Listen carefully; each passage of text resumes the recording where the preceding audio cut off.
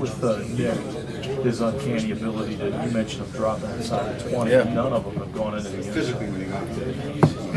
You're just trying to jinx me. I mean, there's got to be something to that in terms of technique. Or Yeah, something he does a good job. There's a certain type of kick we use when we're trying to down it inside the 20, inside the 20, and he's done a good job of it. And our coverage unit has done a good job of it. That flips the field. Special teams is all about field position.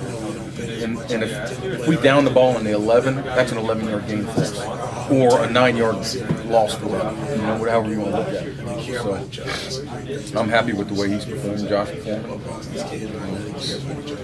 It's just we got one unit that keeps just jumping out. That you got to look at the whole body. Are we doing okay? Yeah, we're fine. It's just we got a huge challenge this week trying to stop Tyreek the Freak. I mean, he's running back against everybody. Florida State gashed him for about 60 yards. What makes him beyond the obvious? He's the fastest human being on the face of the earth. I mean, look at his numbers. I mean, he's a 100-meter guy.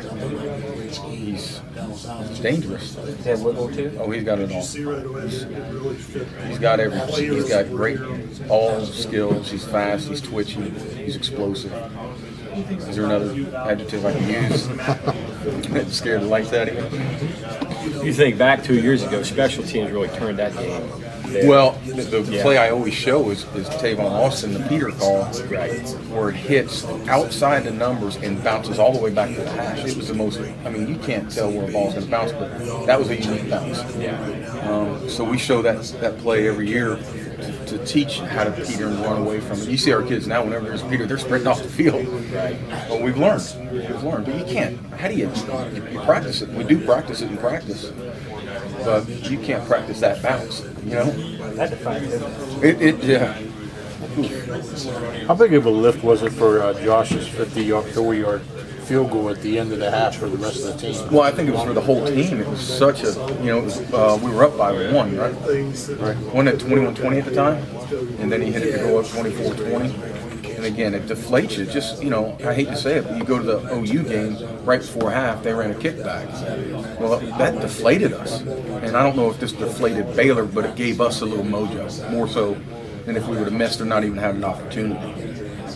He's got an NFL leg. I mean, there's no question about that. Where does he fit? Consistent. That's the deal. Yeah, Dan Bailey didn't miss a kick the game 10 one year. Didn't have Josh's leg, but Josh has just got to be more consistent with his elevation, and he's not going to make every one, obviously. But knock on wood, he's been making the ones that. Is that the height, getting it up fast? Is that the thing that Operation time and elevation are the two things that you have to work on with any kid. Coach, speaking defensively, you talk about the coverage that not only your guys, KJ, Carl, in the back end provided for you against Petty and that wide receiver core last weekend. They did a great job preparing during the week. We had a plan going in. We knew what it was going to be.